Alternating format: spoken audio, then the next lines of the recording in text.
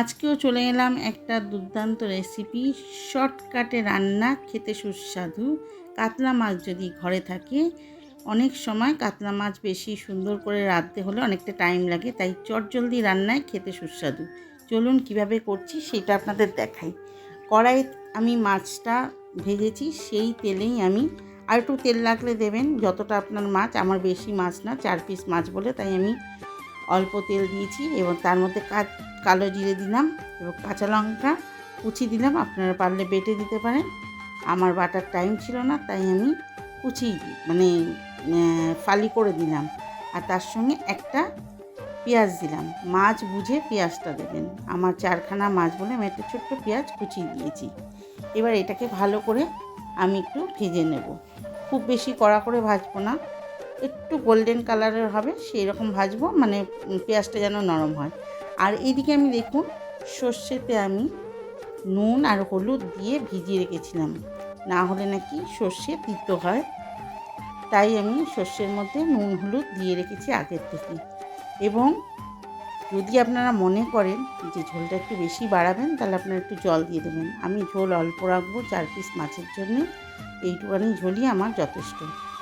তারপরে ঝোলটা যেই ফুটলো, আমি দইটা ফাটিয়ে রেখেছিলাম অল্প একটু চিনি দিয়ে, সেই দইটা আমি ঢেলে দিলাম। এইবার যখন আমি এই মাছটা করব, বেশি ফোটাতে লাগবে না, সেই বুঝে আন্দাজে জল দেবেন। তারপরে মাছটা আমি একে একে দিয়ে দিলাম, দিয়ে একটু ভালো করে নাড়াচাড়া দিয়ে মাছটাকে, ঝোলটাকে আমি মাখিয়ে নিলাম মাছের গায়ে। দেখতেই পাচ্ছেন আমি কিভাবে করেছি।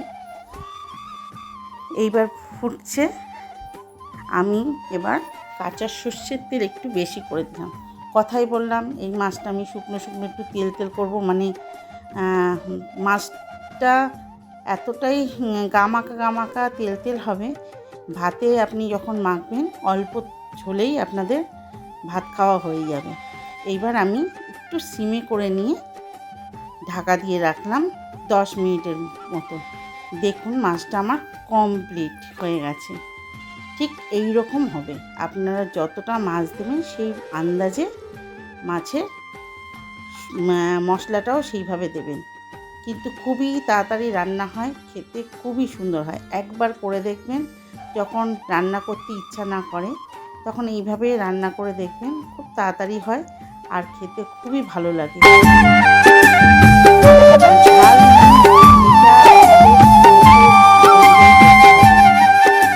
কেমন হয়েছে আমার রান্নাটা দেখে বলবেন। আর আমি সবসময় ভিডিওটি ভালো লাগলে ইনস্ট্রাক্টর আব্দুর রাজ্জাক চ্যানেলটি সাবস্ক্রাইব করুন আমার এবং এই বেল ভিডিওটা বাটনটি দেখার চাপুন। জন্য অসংখ্য লাইক কমেন্ট ধন্যবাদ। শেয়ার ভালো করে লাগলে অন্যদের দেখার সুযোগ করে দিন।